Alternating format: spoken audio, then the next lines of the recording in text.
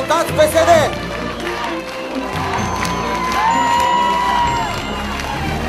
Sunt mândru și fericit că cea mai puternică echipă politică și cea mai bună echipă administrativă este astăzi aici. Prietenii noștri, prietenii Mangaliei, pentru a ne asigura că viitorul Mangaliei va rămâne pe mâini sigure. De acum PSD-ul este în fruntea țării și împreună vom reuși, oameni, să stabilizăm această țară pentru dumneavoastră, pentru copiii noștri. La mulți ani, copii! La mulți ani de 1 iunie pentru toți copiii din România!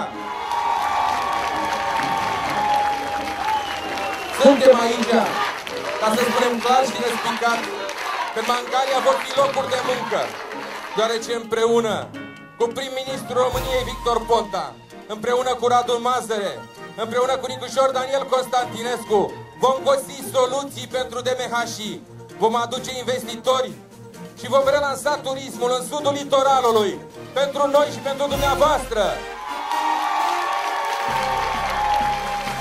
Suntem aici cu toții ca să spunem clar și răspicat, ca să audă până în gaură de șarpe unde s-au ascuns pedeliștii, că cei care au votat tăierea pensiilor, tăierea salariilor trebuie să plătească. Cei care au votat închiderea spitalelor trebuie să plătească. Cei care au votat măria TVA-ului trebuie să plătească. Cei care au furat pădurea Comorova și curtea spitalului trebuie să plătească. Ne-am săturat de acești oameni care timp de 16 ani aici ne-au furat și ne-au mințit. Nu mai au ce căuta printre noi. Ne-am adunat aici cu toții ca să spunem clar și răspicat că cei care au furat cu PDL-ul, cei care au fost susținuți de PDL, cei care au făcut rău alături de PDL, nu mai au ce căuta printre noi. Sunt oameni care muncesc 3 vieți și nu câștigă cât câștigă unii funcționari de stat din 2 controale. Nu este corect.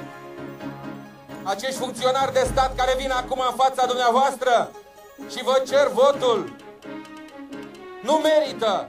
Acești oameni sunt îmbogățiți prin furt, nu au ce căuta în Mangalia. Dragi prieteni, împreună cu prim-ministru Victor Ponta, împreună cu Nicușor Daniel Constantinescu, împreună cu Radu Mazăre, voi aduce demnitatea, economia și voi dezvolta un oraș corect pentru dumneavoastră. Dragi prieteni, mai sunt doar 9 zile până la victorie!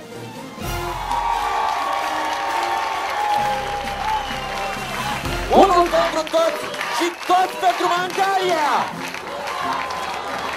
Așa să ne ajute Dumnezeu! Doamnelor, domnișoarelor și domnilor, primarul Mihai Claudiu Cusac, vă rog să-l aplaudați, este primarul dumneavoastră, este primarul susținut de guvernul PSD, de guvernul Victor Ponta.